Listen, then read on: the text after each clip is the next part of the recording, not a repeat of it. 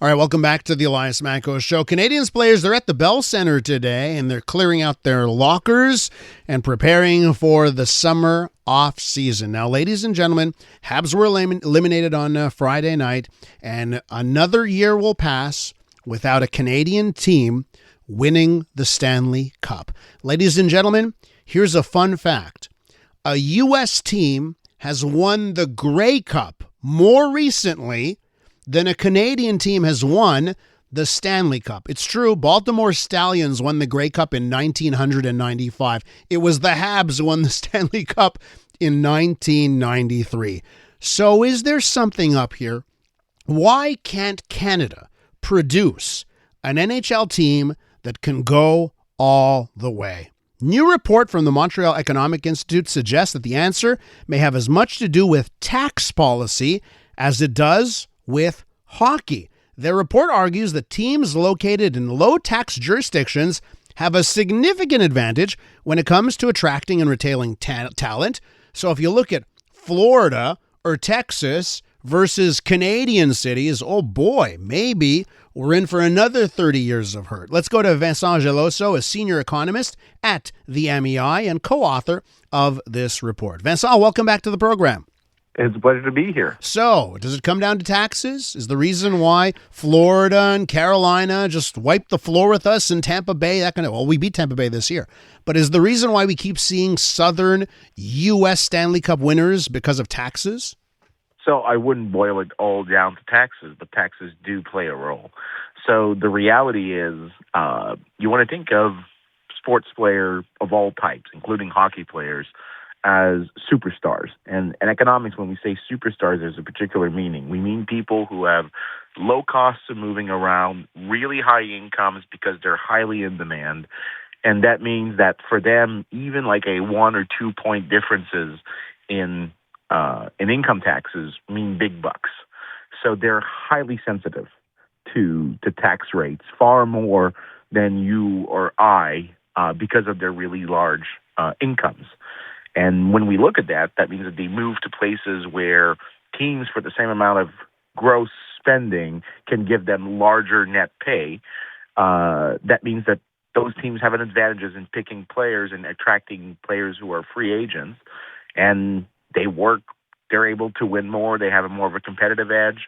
We see this in baseball, hockey, football, basketball, and we see it also in, obviously, hockey. But let me ask you this, because, people with high incomes, they have various ways. They've got good accountants, right? There's various ways that you can get around tax code. And I've heard, the NHL player agent, perhaps the biggest super agent in the NHL, Alan Walsh, he has said, listen, players can set up retirement compensation agreements that limits their tax liability and can actually bring down tax rates in Canada to very comparable levels to the U.S. What do you say to that?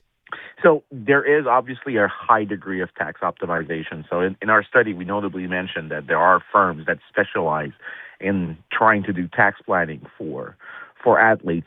But the reality is even with all this tax planning has a cost, right? To organize everything, you have to pay them large fees, and that's basically working the same as if you have to give more of your income away just to make sure you're not too penalized. So the differences are not as large in effective tax rates as you would find between what's statutory in the documents, but there's still a difference. And the fact that the even cooler part is we can see there's a difference when we run statistical tests where we check, okay, do teams in districts with lower income taxes, are they better able to attract free agents?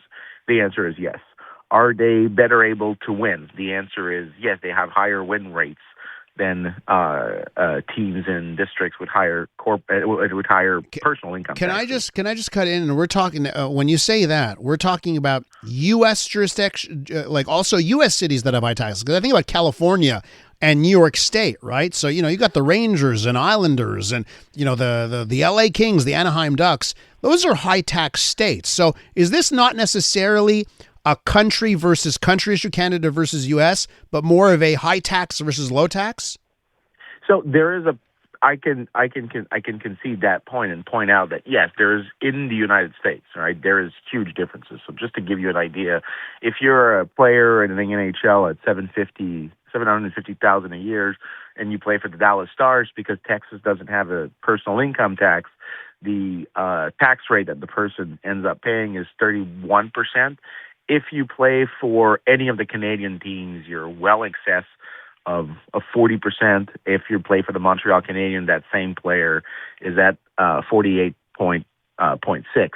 But even with that tax planning, because one of the studies we cite, they look at what happens if Canada's in or not in. There is still an effect. But and I want to emphasize this because the core point is not just about hockey here. What we're trying to talk about also in the study is use hockey, since Canadians have some form of emotional attachment to this, but that this generalizes to other people. Athletes are people who invest significant resources in improving their performance. They spend many years trying to become amazing players, and this is the same thing as you would have for people who have similar high-end demand skills that require a large amount of development. You want to think researchers, doctors, painters, artists, actors, inventors, musicians, managers. All of these are people with really high skill. And when we look at what we find with athletes, we also find it for all these other top talents. And they're super responsive to tax rates. Is this why? I think about comedians, right? Like Mike Myers was in the news last little while. He was at the Canadian Screening Boards yesterday, and he's often looked at. Oh, Mike Myers, elbows up, Mike Myers. He's lived in the States for so long, ain't coming back, right? And we see this a lot. Like a lot of Canadian talent that moves to the U.S., even high tax places in the U.S. like L.A., but they never come back. And they only have, like with hockey players, right, or athletes, you only have so many years where you can bring in a high salary, right? You're not going to be doing that because of how age progresses. You're not going to be able to do that forever. So yeah. Just to give you an anecdote, and I know it's actually most likely correct as a general analogy. If you go through economics department, because that's my field, and you go in the United States, you will find more Quebecers, French-speaking Quebecers in econ departments in the U.S. than you'll find Quebecers who are in econ departments in Quebec. Oh my God, that's crazy, isn't it? It's like, that should give you, like, there at my university, which is in the middle of Virginia, we have 2 Quebecers, which is really weird because it's in the U.S., but there's a high concentration of Quebecers outside of Quebec. And it's not because Quebec is not a nice place. It's because American states offer really, really, really low taxes, so that even for gross pays that match, we have net pays that are much higher.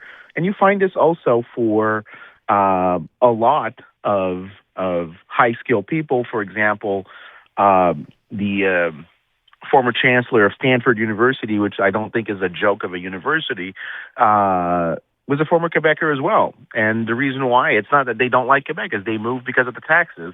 And that, even though it looks like an anecdote, if you go through statistics that generalize the patterns, is you find people with high skills are attracted by places with low income tax. Listen, it's not lost on me, and it's anecdotal, the same thing, but I'm sure the data will back it up. The number of retired Quebec NHL players that now live in Florida, right? And they're not coming back home, and you wonder why that is. Maybe it's the weather too. Could just be the weather. Vincent, I have to leave it there. Thanks for coming on. Always a pleasure. That's Vincent Geloso, senior economist at the Montreal Economic Institute. iHeartRadio is throwing it back. 2010s, the decade. To the days of huge hits and unforgettable anthems. A non-stop stream of the biggest and best. Drake, Rihanna, Beyonce, Katy, Gaga, The Weeknd, and more. All your decade-defining favorites, all in one place. Hi, it's Katy Perry. Hey, it's Bruno Mars. This is Kesha. Find 2010's The Decade on the free iHeartRadio app. Preset the station so it's always one tap away.